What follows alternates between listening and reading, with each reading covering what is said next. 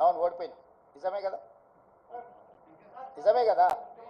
అవును ముఖ్యమంత్రి రాష్ట్రానికి జిల్లాకు కాదు, పిసిసి అధ్యక్షుడు కూడా రాష్ట్రానికి. రాష్ట్రంలో ఏ సీటు గెలిచినా ఏ సీటు ఓడినా అది నాదే బాధ్యత.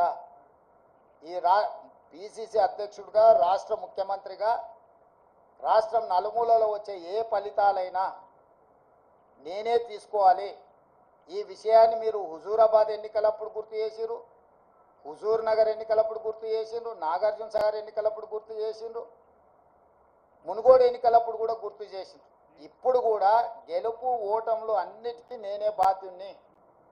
ఇందులో ఓటమి ఒకరి ఖాతాలో రాసి గెలుపులు నా ఖాతాలో రాసుకునే తత్వం కానీ ఆలోచన కానీ నాకు లేదు.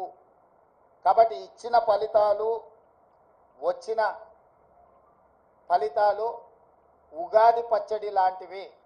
కొంత తీయగా ఉన్నది, కొంత చేదుగా ఉంది, కొంత పుల్లగా ఉంది. కాకపోతే ఓవరాల్గా పచ్చడి అనేది మంచిది.